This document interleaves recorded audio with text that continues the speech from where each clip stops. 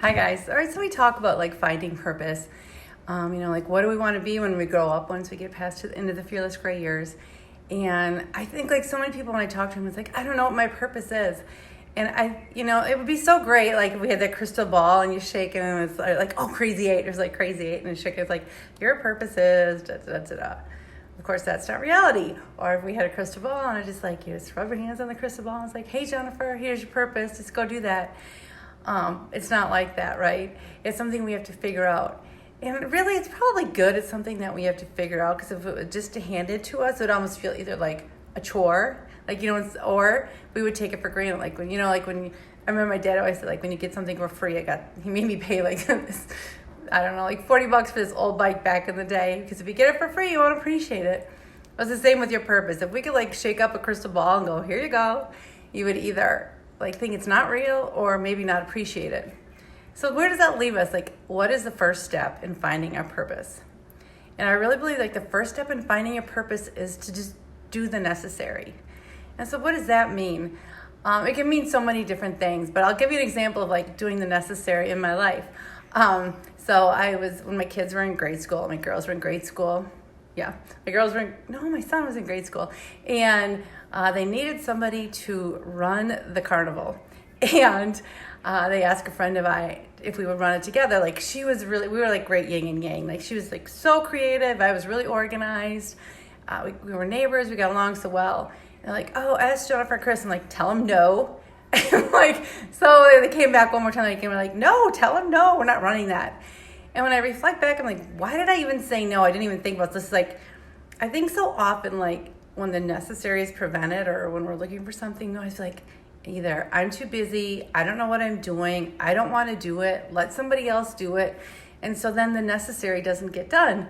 And so then, a couple of weeks went by and I didn't even think about it. Couldn't care less if anybody was running the carnival or not. And I was just doing this like little side volunteering job of stuffing like the Thursday folders. And Chris and I happened to be doing it the same day. And the lady who was in charge of the PTSO, Sarah Kirkman, I call my life. When I write a book, it's going to be called I Blame Sarah Kirkman.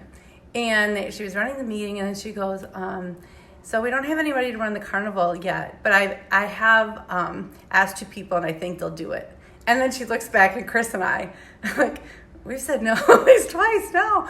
But like Sarah looked like right as and said, and I think they'll do it. And I realized like, all right, we're going to do it. So I kind of did the necessary.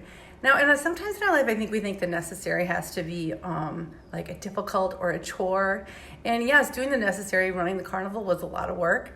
But it's funny because it really is the springboard to like me even having Fearless Gray. It's the springboard to like all the different things I did. Because once I did that first necessary and gave a first yes, then it kind of built a little bit of confidence.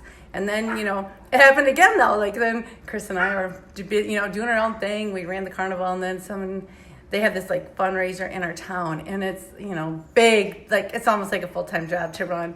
And Chris said to me, they must go to Chris. I think they thought she was the weak link. Like Chris, like, oh, they want us to run the tartan ball with somebody else. I'm like, tell them no. Like, so I'm gonna shut the window here so you can't hear my husky barking. And then they came back. What do you know? They came back. And I'm pretty sure they went to the weak link, Chris, which I didn't realize until we were talking. And they asked her again, like, do you guys want to run the ball? And I guess I all it takes is 2 for me and I'm a yes. I'm like, fine, let's do it. And to be honest, my no was because I thought it would be overwhelming. I really didn't think I knew what I was doing. And what do you know? We ran the ball. We had a great time. And yes, of course, we ran it again. And so again, it was kind of the necessary. Like they needed somebody who'd be willing to step up and do it. And if you don't do it, then, somebody else is, it's going to fall on somebody else. Maybe they're not ready or whatever. So so why is this finding my purpose? So like all these steps I took along the way gave me confidence to do the next thing. Then I was like president of like one of the nonprofits in town and we raised a lot of money and did a great thing. And that gave me confidence to do something else. And so now like when I'm in the Fearless Gray years, it gives me confidence to think, all right, I can make Fearless Gray a thing. Like Fearless Gray is, is going to be in my mind in 5 or 10 years, Fearless Gray will be like a movement. Like if people like our age, like figuring out a purpose and living this great life, deciding what do we want to be when we grow up. And I think like if I didn't take like way back when Erica's in grade school, take that first step, that first necessary step of saying yes to something, I wouldn't be here. So what does like the necessary look like in your life? It could be like a neighbor needing help. It could be like a nonprofit needing a volunteer. The necessary could be you doing your best possible work at your job, because you're going to learn so much if you're doing that. It could be, like say, what else? Oh, it could be like a new career opportunity. You know, if somebody asks you, like, you want to step into this role, that might be the necessary. And when you do these things, it can lead, why does that lead to purpose? Because you're learning about yourself, you're learning new skills.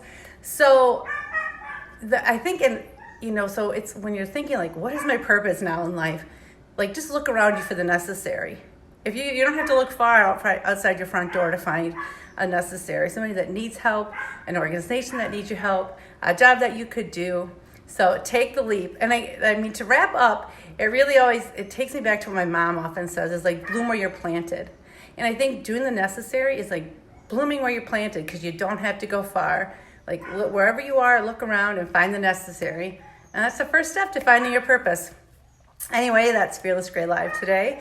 Everyone flock on, have a great day, and let me know, like, what do you think a necessary is like in your life that you could step in and do? Like, let's kind of encourage each other to take those necessary steps.